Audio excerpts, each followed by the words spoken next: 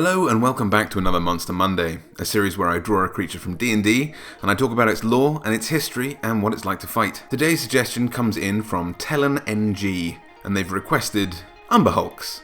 So what are Umber Hulks? Well, they're large, insect-like creatures that fall into the monstrosity category, but they're shaped and have the gait more like a giant gorilla. We don't know exactly how big they are, but we're told that they have enormous mandibles that are said to be each roughly the size of a halfling. Although large tells us that these creatures could be anything between 8 and 16 feet, give or take. With mandibles that massive, they're probably going to be in the 12 to 16 foot bracket in terms of height. These beastly mandibles deal 2d8 plus 5 slashing damage as one of this creature's 3 attacks per turn. It can also make 2 attacks with its huge claws, which it uses for tunneling. These claws deal 1d8 plus 5 slashing damage each, and allow the Umber Hulk to tunnel through solid rock at 20 feet per turn, leaving a 5 foot wide and 8 foot high tunnel behind it as it drops to all fours and dives through the earth. This burrowing skill sees them live deep underground, often in the terrifying Underdark. Naturally, this affinity for darkness, of the depths of the world, means that they have 120 foot dark vision, but they also have these long feelers on their heads, which they use to great effect, granting them 60 foot tremor sense as well, just in case they can't use their 4 eyes. Sadly, their aptitude for carving paths, dwelling in the Underdark, often sees them enslaved by creatures like mind flayers, who use them to tunnel their lairs and excavate for them. They're treated like pack animals, which is intensely upsetting because with an intelligence of 9, they're almost as smart as the average human and even have their own language, which in this edition is called Umber Hulk, that they use to communicate. Illithids often use them as well as guards and warriors because their chitinous carapaces grant them 18 AC and 16 Constitution. They're great for warding off intruders and invaders, but they also have incredible strength. They have 20 strength, so that's a plus 5. Their burrowing and umber colour, this kind of earthy brown colour, reminded me a lot of ants.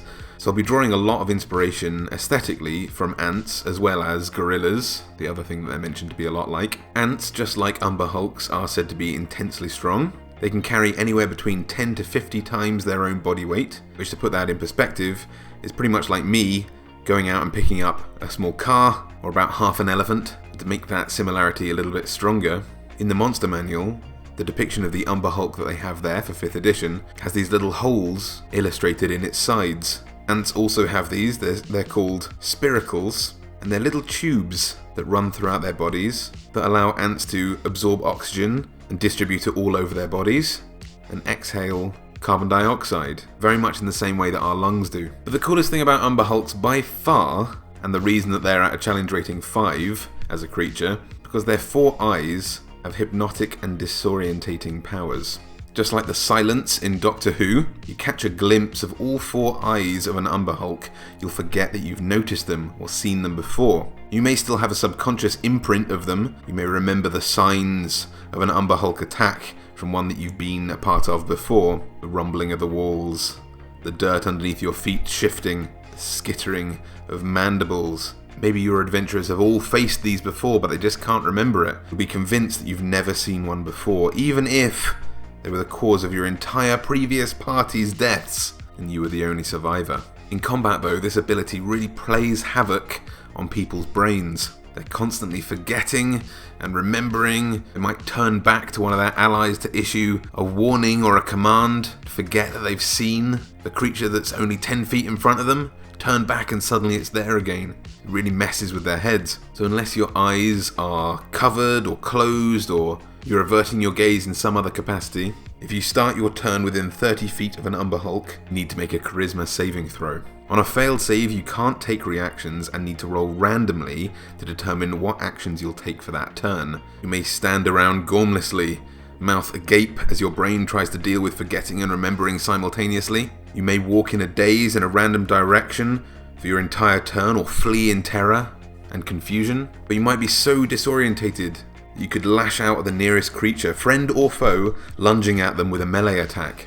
This feature has made Umber Hulks one of the most beloved creatures in D&D history. Since their inception in the 1974 Greyhawk supplement to 1st edition, In terms of their inspiration, where Umber Hulks actually came from, where Gary Gygax got the inspiration to make these things, they were one of many creatures, like the rust monster, the purple worm, the owlbear and things like that were inspired by monster figurines that Gary used to buy from a dime store. These little plastic toys that were made in Hong Kong that he used to get for like 99 cents. These strange and weird creatures, literally what he put on his board to test the game. One of those happened to be the early edition of the Umber Hulk. But this doesn't explain where their memory wiping ability came from. Now there's plenty of insect, beetle and ant spirits, gods and creatures in tons of mythologies, like the ant-men that rescued the Hopi Native Americans in their creation mythologies from things like volcanoes and asteroid strikes and ice ages, by taking humans underground and caring for them. And there are a few mythological things that can eliminate memories, like the Greek river Lethe, Lethe, named after the goddess of forgetfulness and oblivion. The river's one of 6 found in the underworld, the others being the Styx that we all know. It was the passage into the afterlife. Arcane, the river of sorrow, Cocytus, the river of lamentation, and Philethion, the river of fire.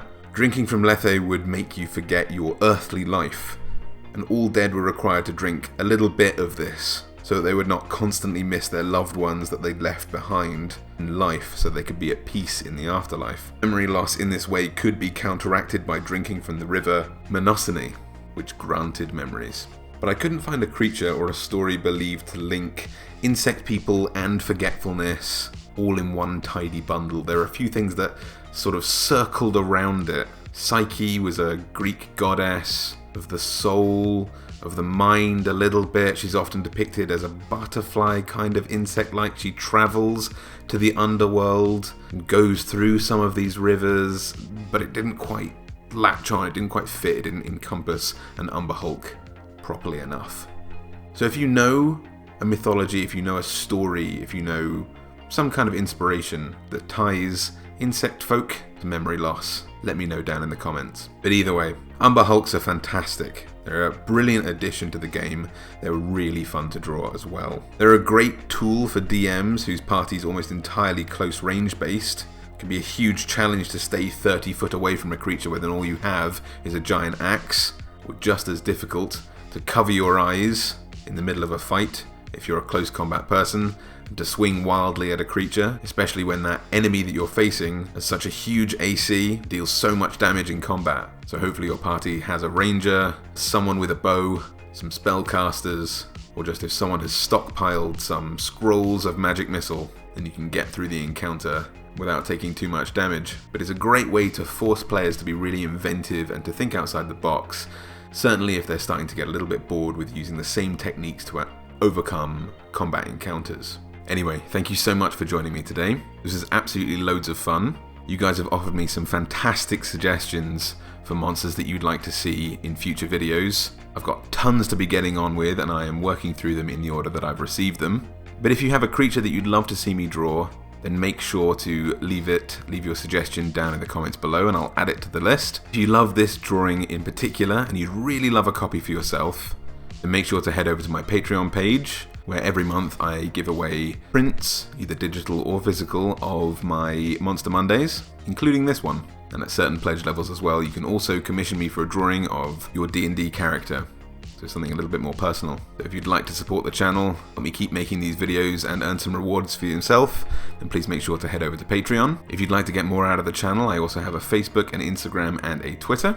And if you'd like to support this channel in a non-financial way, then please make sure to leave a little thumbs up, a little like, maybe favorite this video, and share it with someone who you think might enjoy learning about Umber Hulks. All of that goes a huge way. It massively helps the channel, so thank you so much for helping. Until next time, happy monster hunting. I'll see you later.